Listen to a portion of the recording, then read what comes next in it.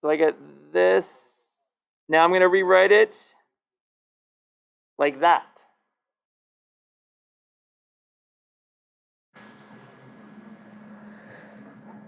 Is everybody okay with that? What are you not okay with, Smina?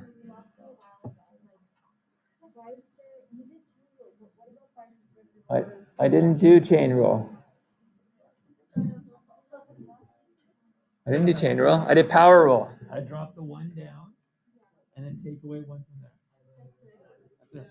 Because the variables match, right? So it's just regular derivatives.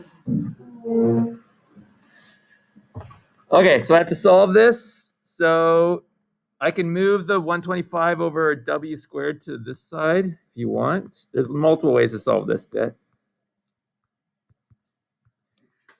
How would you solve that?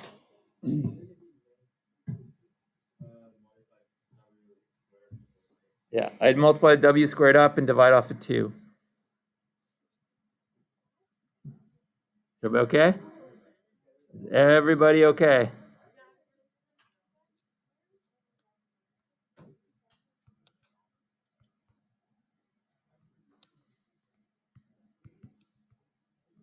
Is everybody okay with that?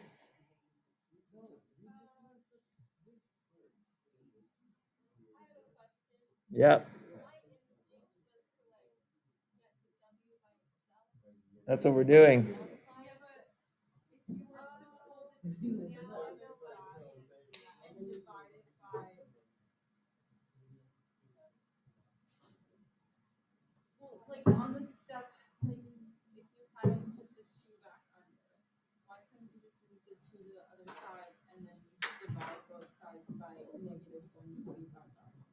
You could, but then you'd have 1 over w squared, right? You want w squared to be in the numerator, not the denominator. Okay?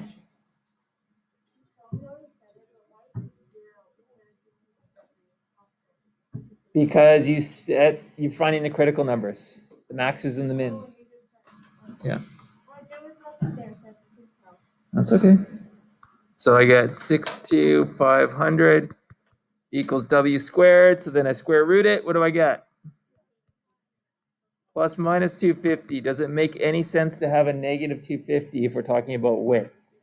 No. So, okay. So W is equal to 250. What are we? This is meters? Yeah. Meters. All right. You're not done. Why not?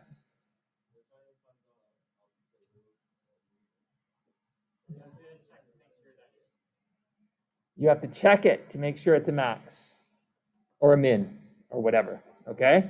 So first derivative test. Did you talk about that?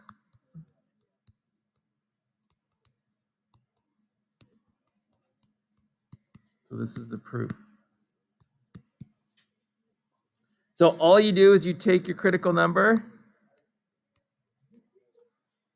and you plug it into the first derivative. I'm just going to write f primed just because maybe I should write p primed. Yeah, I'll write p primed.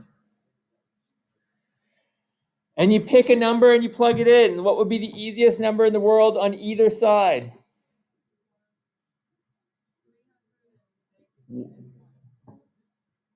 Sure, that will work. I'm going to put 1 in. Can you put 0 in? Look at the derivative. Can you put 0 in? Look at the derivative. Can you put 0 in? No, because you're dividing by this, right? So you can't put 0 in. So you just put 1. If you put 1 into this, is it positive or negative?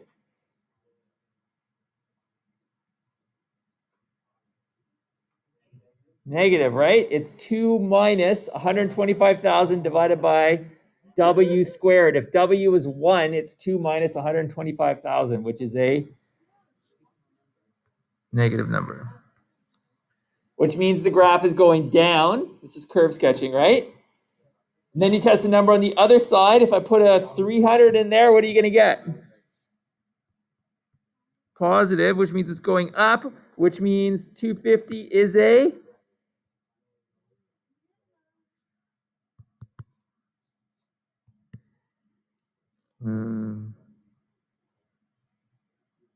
it's a min.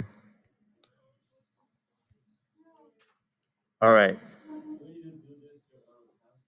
What? Yes, you need to prove it on the test. So they asked for the dimensions. Okay. We have one of the dimensions, therefore it's a min. Okay. So the dimensions are what?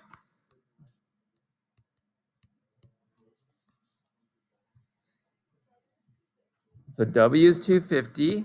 How do I find the length?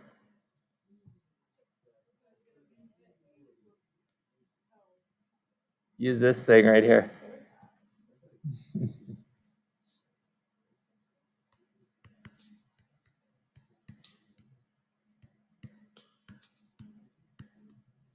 Which equals 500 meters. So if you build a fence that is, here's the river, 250, 250, 500. That will use the least amount of fencing to still enclose an area of 125,000 square meters. Okay? Is that okay? That makes sense? All right. Ready for the next one?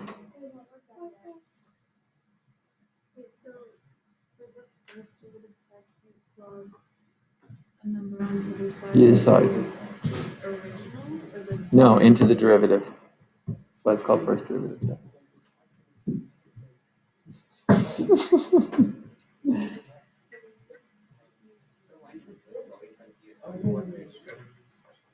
Doesn't have to. It probably is for rectangles, but it, well, no, if there was fencing on the other side, it might not be the same. I think it's probably just equal. I think it's a square that maximizes the area. But anyway, you're probably not going to get a rectangle. You're going to get a different shape. Or they're going to throw a wrinkle in like I'm going to in the next one. Sorry? You tested what, sorry? Yeah? Tested one. Because, okay, that's a good question. You could test -1, but actually, we didn't talk about this. What is your domain?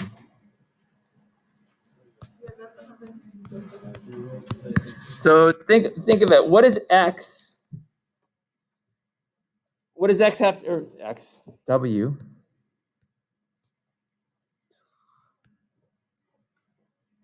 W.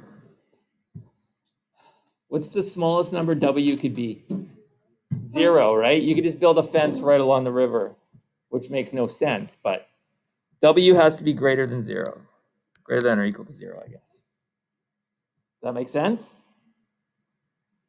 You can't have it as a negative number, basically, is what I'm saying. All right, so it just has to be bigger than 0, essentially. Okay, that's all I really have to say.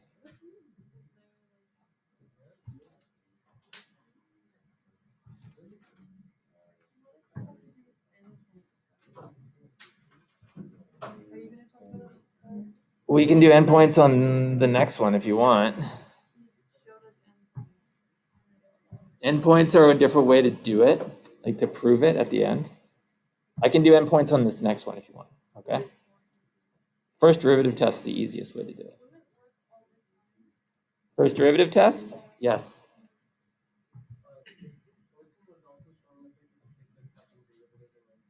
So you can do the second derivative test. Come up with a lot of fancy names. So second derivative test, look, you can use first derivative test all the time. It's going to work, okay? Second derivative test says this. If you do the second derivative test, one, you need the second derivative, right? So if I go back here, here's my first derivative. So if I want my second derivative, what happens to the 2? Goes away, right? And then I drop, so I'll just say second derivative. Then this 2 falls down. Negative times a negative makes it positive, so it's 250,000. W to the -3. So this is it. Over W cubed. That's your second derivative, okay? Now, if I want to test that,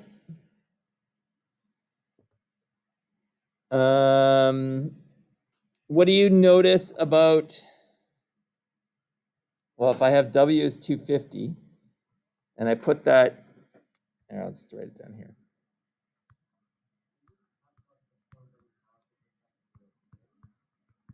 Yeah. So if you put 250 into the second derivative, okay, into here, what do I get? I get a positive number. Does everybody see that? 250 cube rooted, or 250 cubed, sorry, is a positive number, right? Positive divided by positive is positive. So that means the second derivative is positive. If the second derivative is positive, are you concave up or concave down? Means the graph looks like that at that point. So it has to be a minimum. Does that make sense? You can do second derivative test too. No, you just have to do one. So second derivative is easier if finding the derivative is easy. If finding the derivative is hard, don't do second derivative. Just do first derivative because you already have it. Okay? So you can do the second derivative test as well. It's up to you.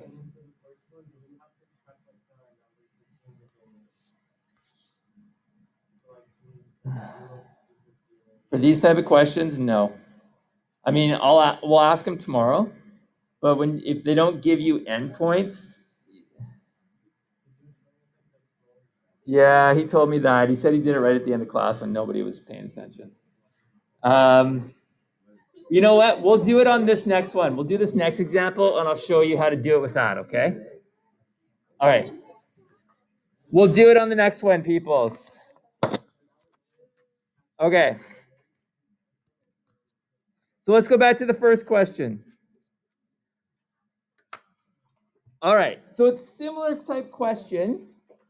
We have a zookeeper. He wants to add an outdoor pen with a corner notch so that the animals can go inside and out. Okay? So he makes this little notch, 10 by 5. He wants to maximize the area of the outdoor pen, but they only have 85 meters of fencing available. Okay? So we need to maximize it. All right, we need to come up with two equations. What are my equations? Area is one of them, because they say they want to maximize the area. So area is equal to, okay, we need some variables here.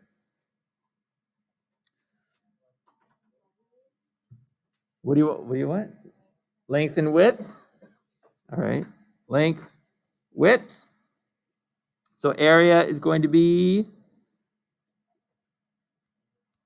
length times width. Okay. All right, one equation. We need another equation. They tell us there's only 85 meters of fencing, therefore I need a perimeter equation. All right, now this is where you gotta do the thinking here. So this is L, length of L. What's this length? Yes, L minus 10. What's this length, or width, I should say? W minus 5. So what's the perimeter? All of them added together. So it's L plus W plus L minus 10 plus W minus 5.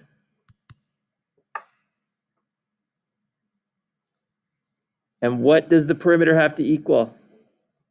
85.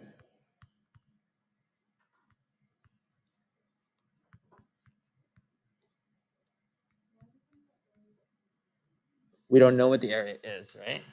Because they say they want to maximize the area. So the formula they say they want to maximize or minimize is the one you will derive. So now what do I do? Simplify it. So move the 15 over. I get 100 is equal to 2L plus 2W. Can anybody see a way to simplify this even more? Sorry? Yes. Or factor out a 2 and then divide it off. So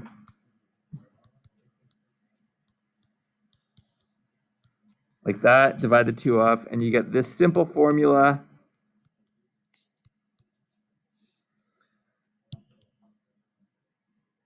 Like that.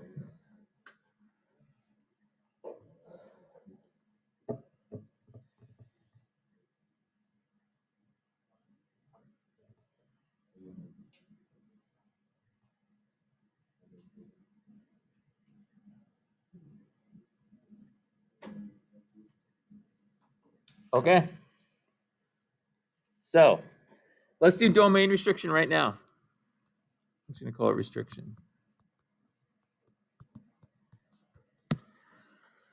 So what does L have to be?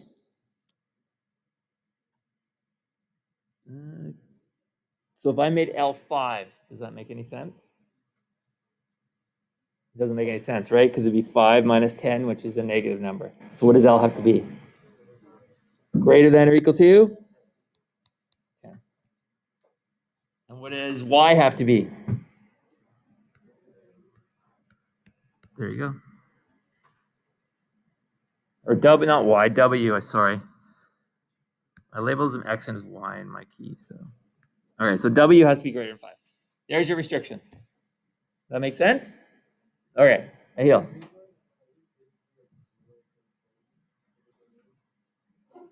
No, not 0, because this one isn't 0, right? Well, your max would be how much fencing you have, right? If you have 85 meters of fencing, you can't put like 75 of it here, right? So that would be your max. You can't go beyond what you have, essentially. But we're just going to stick with these ones, okay? All right. All right, what do I do? So I've got two equations. This is the one I want to derive, but I've got two variables, so I got to replace one of them. Which one do you want to replace? L? Is that what you said? Did you say W? Or? I can't hear anything. I hate these masks. What am I still replacing? W? I guess it doesn't matter. So 50 minus L is equal to W. And then this gets sub into that equation. So then we get our area is equal to L times 50 minus L, which makes us happy because one variable. All right.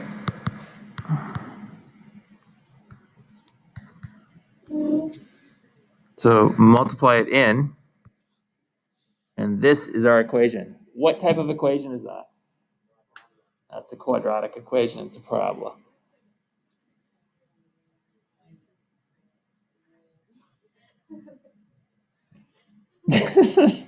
All right. Okay, what do we do? Once you get here, what do we do? Derive it.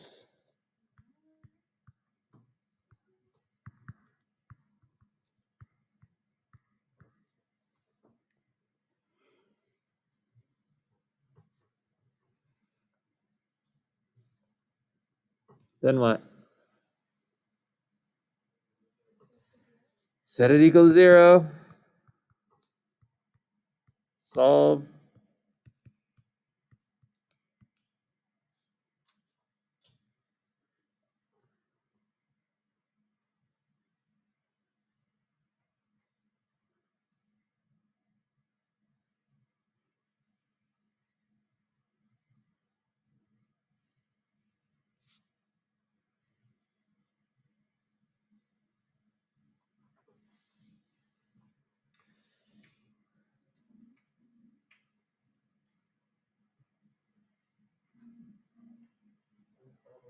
Yes.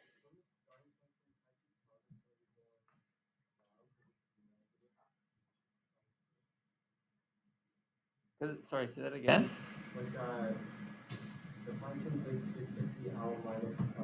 Yeah. Yeah, it's gonna be like,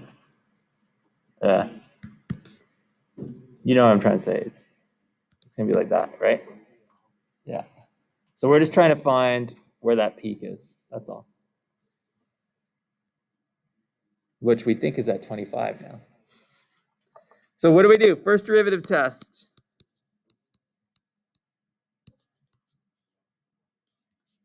Put the 25.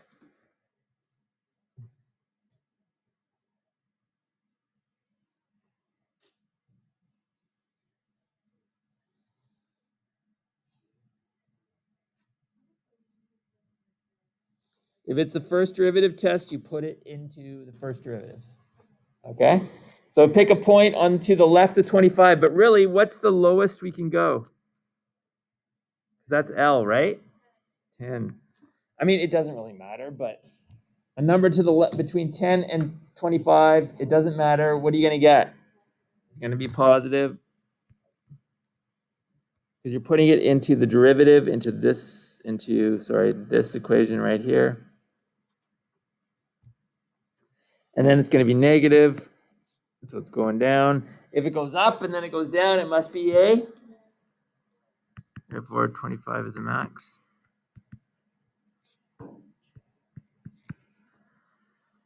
What else do we have to do? We got to find the other thing. What is that? So that's L. So our dimensions.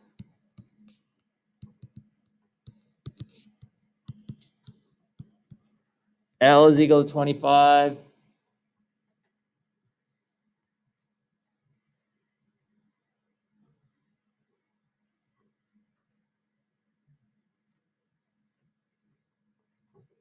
What's W? 25, right? Because you use this equation right here to figure out W.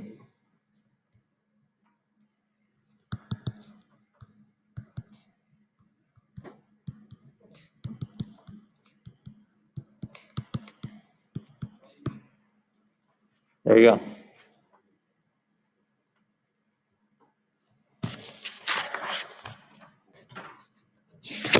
All right. So those are pretty standard ones. They can get more yucky. So I want to do a cost one because that's kind of a standard one that they will put. Did he do a cost equation? Tried to do one? Oh, on your own? Okay.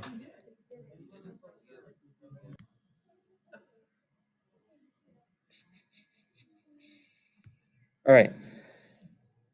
Okay, so I stole this off the internet. We're making a cylindrical barrel, whoever Dr. Brent is, so we can float him down the Niagara.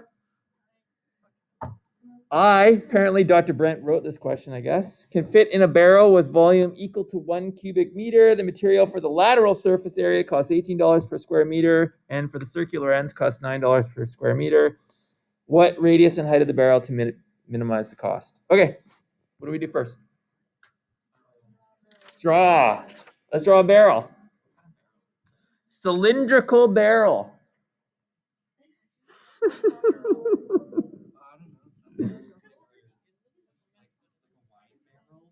Oh, that is true. That is true. We don't want to do that though, because then that makes the question way more complicated. That's pretty good. What? Yeah, you just can't see it. What? Like that?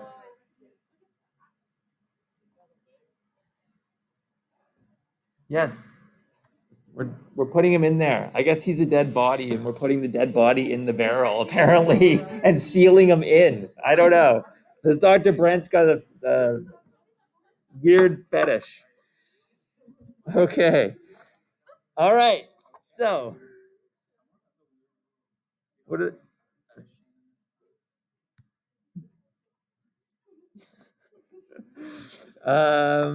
okay, it costs $18 for this lateral. So that means this stuff here is $18 per square meter. Top and bottom is $9. You guys have sourced making barrels to put bodies in and float them down the river? Maybe it's fabric. I don't know. It's a fabric barrel. I don't know. Okay, so what do they tell us? They tell us we have a volume. What's the formula for volume of a cylindrical barrel? Yes. Basically, all you do, if you want to figure out the formula of a volume, take the area of the top or the bottom, doesn't matter, the same thing. So what's the area of the top? It's a circle, right? So that is pi r, that's pi r squared. And think of it as layering tops on layering it on top of one another, right? However many you have will change the volume of it, right? i.e. the height will change the volume. So that's where the pi r squared h comes from. It's the area of the top times the height. That's it. That's how you get volume. What else do they tell us? They talk about surface area. Now, you would get these formulas. They're not going to, but we might as well go through the process. Now, if you're doing surface area of a canister,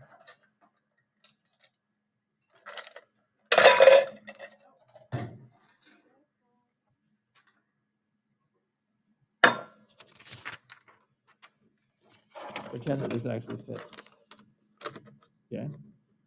The lateral surface area, if you unwind it, what shape do you get? A rectangle. What is the length of the rectangle? This bit here is actually what on the circle? Did you do this morning? Oh, it's the roundy part. It's the circumference. So basically, if you take this, you can break it up into a rectangle where the top bit here is the circumference, which is 2 pi r. That's formula for circumference. What is this bit on the side? That is the height, h. And then you also have two circles, the top and the bottom, right? What's the formula for area of a circle? All right. And the area of this bit here would be what? The rectangle. Yes, it's length times width, which is h times 2 pi r. So the area of that bit would be 2 pi r h. So the surface area is just this added together. 2 pi r h plus, how many circles do I have? 2. 2 pi r squared. That's where the formula for surface area comes from. Not that you're going to be asked to reproduce that, but we're here, so we might as well do it. You would get the formulas, yes. Yes. Okay. Now, they're asking us to minimize the cost. Okay? Not minimize the surface area, minimize the cost. So, the cost to build this is going to be how much the material costs to make the side is $18. What am I multiplying that $18 by? The area of the side, right? Because it's in meters per square, or it's in meters squared, so it's per area. And if I know the area of that is 2 pi r h, then the cost will be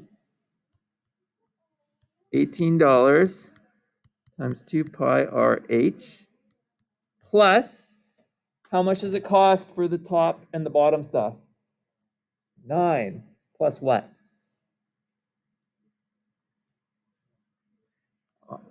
Yes, it turns into 18, but it'll be $9 times 2 pi r squared, the area of the top and the bottom. Does that make sense? Everybody? This is important because I have a feeling you might get a cost question. So this is the area of the top or the side, and this is the area of the top. So if you know those two, if you know what the area of the top is, how much material you need for the top, you just multiply by what it costs for the material. And then you add it to whatever the area of the side is, this bit, times the cost of it.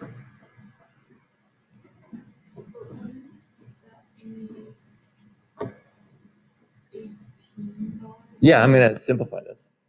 Or like, this will be 36, 18 times 2.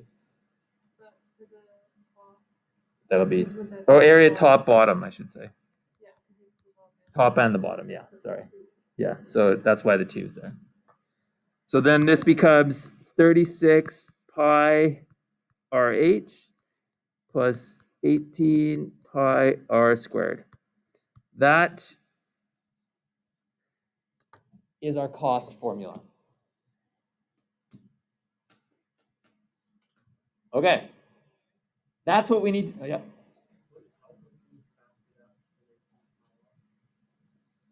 yeah. Well, we have 2 variables in there, so we got to get rid of one of the variables first. All right, we're not done yet. Anna.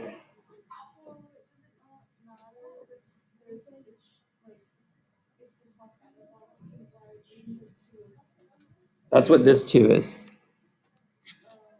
Right? Because that's why we had pi r squared for both of them, so I just put 2 pi r squared. Okay? All right, so we need to get rid of one of the variables in that equation. H, I would pick H2. Okay, because it's only one substitution. If you pick R, you're going to have to sub it in both and square one of them, which is going to be a bit of a gong show. Now, the only other thing is we have our volume formula. Do we know what the volume is? What is it? 1 cubic meter, a nice number. So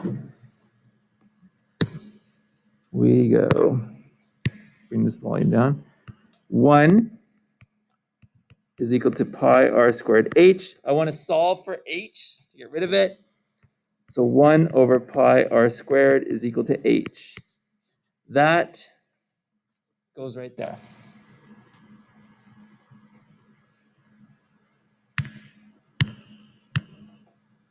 So then we get C is equal to 36 pi r, and instead of writing h, I write 1 over pi r squared.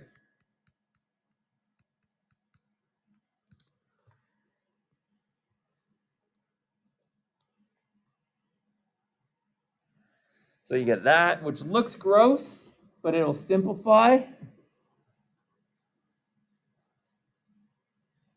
The pi's will cancel, and this r will cancel that r, and you actually end up with 36 over r plus 18 pi r squared.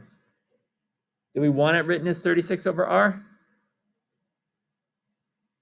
You have to derive it, right? So we're going to rewrite it as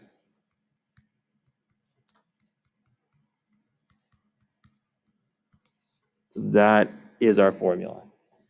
It's our cost formula, the thing we want to minimize, and it only has one variable. So now we can derive this, which is going to be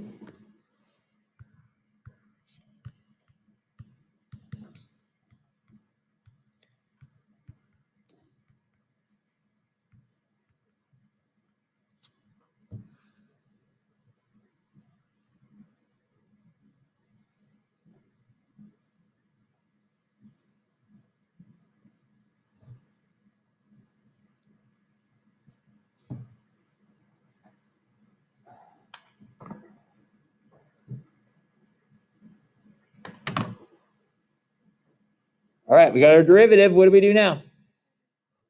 Set it equal to 0.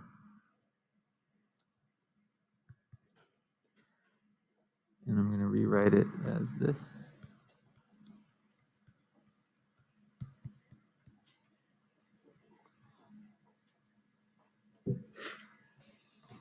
Okay, you have a couple ways to solve this. What do you want to do?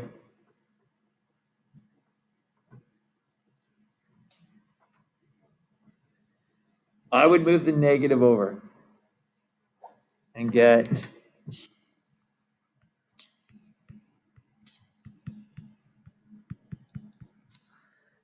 that. What would you do from this point? I would divide off 36, but basically I'd also multiply the r squared up there. I'd divide off the 36 pi is what I would do. So that you get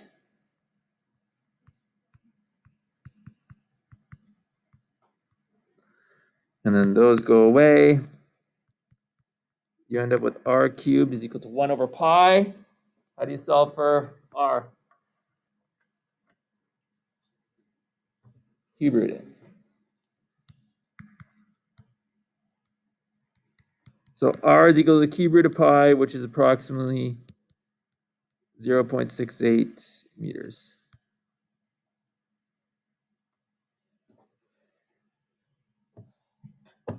What's the final step, people? We're almost done. Check. First D test. We're almost at break here. So we write 0.68. You test a point on either side. You'll see that the derivative is negative going down, and then it's positive going up. Therefore, r equals 0.68 is a min. How do you find the height? Because we actually want dimensions. Plug it into that formula right there. H is equal to 1 over pi r cubed.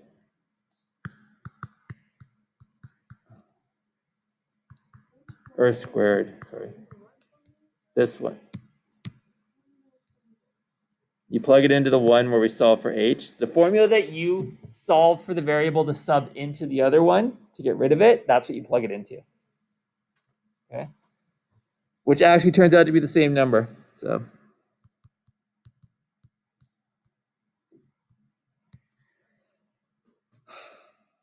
all right, peoples, go for break.